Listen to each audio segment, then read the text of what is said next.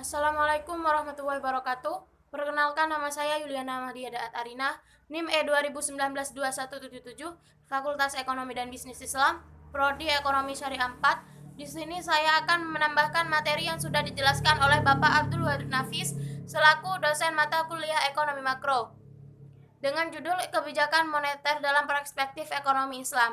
Di sini, kebijakan moneter ialah suatu usaha dalam mengendalikan keadaan ekonomi makro agar dapat berjalan sesuai dengan yang diinginkan melalui pengaturan jumlah uang yang beredar dalam perekonomian. Sasaran yang ingin dicapai adalah memelihara kestabilan nilai uang baik terhadap faktor internal maupun eksternal.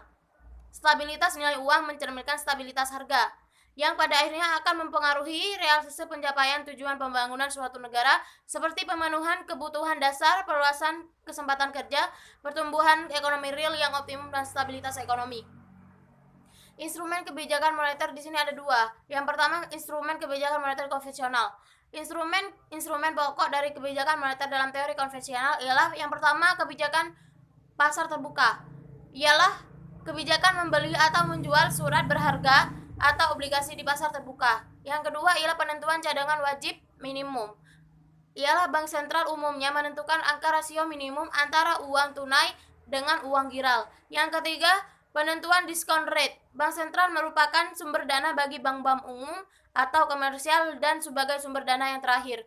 Yang keempat ialah moral suasion, kebijakan bank sentral yang bersifat persuasif atau himbauan atau bujukan moral kepada bank. Instrumen kebijakan moneter Islam ialah instrumen yang diperlukan dalam kebijakan moneter Islam diharapkan tidak hanya mengatur atau membantu penawaran uang seirama terhadap permintaan real, tetapi juga memenuhi kebutuhan untuk membiayai pemerintah yang benar-benar real dan mencapai sasaran sosial ekonomi masyarakat Islam lainnya. Tujuan dari kebijakan moneter adalah sebagai berikut. Yang pertama, menjaga kestabilan ekonomi. Di sini ialah pertumbuhan arus barang dan jasa seimbang dengan pertumbuhan arus barang dan jasa yang tersedia.